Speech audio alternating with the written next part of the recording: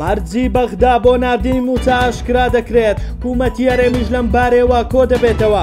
نێوەنگیریەکەی فەڕەنسا هەسەدە لە فشاری هەڵوەشاندنەوە ڕزگار دەکات. لە کوردستان پەرلەمانیان پەخستووە. پارتی لە بەغدا ڕەخنە لە پەراوێز خستنی ڕۆڵی پەرلەمانی عێراق دەگرێت.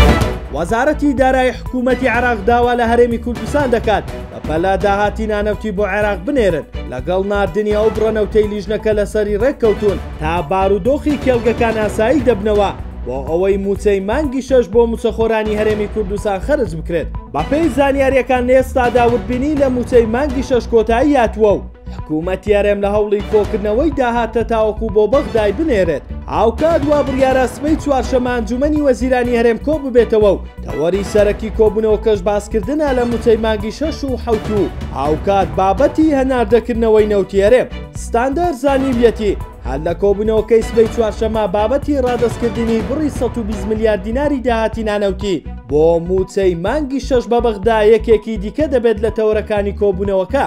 بەڵام دیار نییە سبەی بڕیار دەدرێت لەسەر نردنی ئەو بڕەپارەیە یاخودنا. سەرەڕای هەوڵەکانی نێردەی تایبەتی ئەمریکا بۆ ئەوەی کەوا بە هەر نرخێک بێت هەسەدە و مەزلوم عەبدی لەگەڵ ئەحمەد شەرع و حکوومەتی سووریا ڕێک بکەون. بەڵام پێداگیری کورد بە ئەوەی بەبێ جێبەجێکردنی مەرجەکانی هیچ هەنگاوێک نانێت دوای کرد ویستەکەی نوێنەری ئەمریکا سەرنەگرێت. لە ئێستاشدا لە نوێترین دیداریدا مەزلوم عەبدی فەرماندەی هێزەکانی سووریای دیموکرات ڕایگەیان دوای 3 کاتژمێر گفتوگۆ لەگەڵ ئەحمەد شەرع گەیشتینە ڕێکەوتن وتیشی ئێمە لەگەڵ یەک سوپا و یەک حکوومەت و یەک دەوڵەت داین. ئەو هەنگاوانە لە دوایەوە دێت. هەفتەی ڕابردوو فەڕەنسا بەچڕی خەریکی نێوەنگیری بوو لە نێوان هەسەدە و حکوومەتی ئەحمەد شەرع بۆ ئەوەی پێش کۆتایی ئەمساڵ بگەنە ڕێکەوتن لەسەر تێکەڵکردنی دامەزراوەکانی ئیدارەی خۆسەر لەگەڵ حکوومەتی دیمەشق.